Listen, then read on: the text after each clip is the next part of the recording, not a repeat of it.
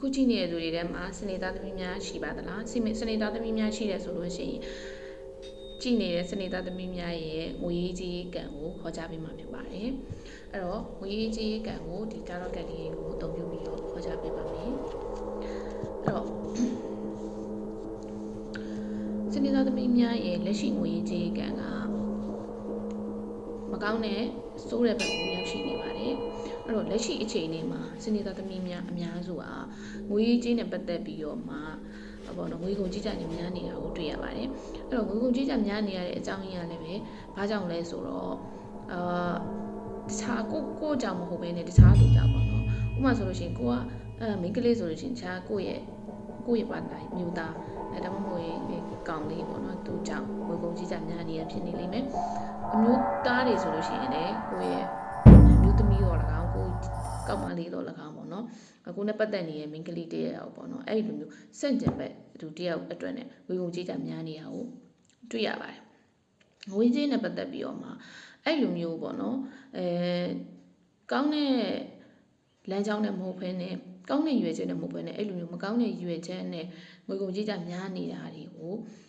တခုလက်ရှိမှာပေါ့နော်လက်ရှိအနေထားမှာတွေ့နေရပါတယ်ဒါကြောင့်မလို့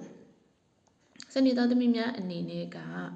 နော်အဲ့တော့လက်ရှိမှာမိမိရဲ့စိတ်ကို control မလုပ်နိုင်မဲနဲ့တခြားလူတယောက်ကကိုယ့်ရဲ့စိတ်ကိုလိုက်ပြီးတော့ control လုပ်နေတယ်လို့မျိုးခံစားပြီးတော့မှငွေကုန်ကြေးကျတွေများနေတဲ့အနေအထားပေါ့နော်အဲ့တော့မိမိစိတ်နဲ့မိမိကိုမဟုတ်ဘဲနဲ့တခြားလူကြောင့်ပေါ့နော်ငွေကုန်ကြေးကျတွေများနေတာမျိုးကြုံတွေ့နေရပါတယ်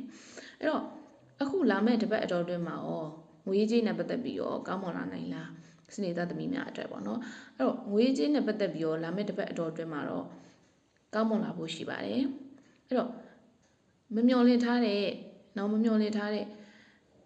ငွေကြေးအစုလိုက်ပုံလိုက်ရဖို့ရှိပါတယ်အဲ့တော့ငွေကြေးနဲ့ပတ်သက်လို့အမြင့်မားဆုံး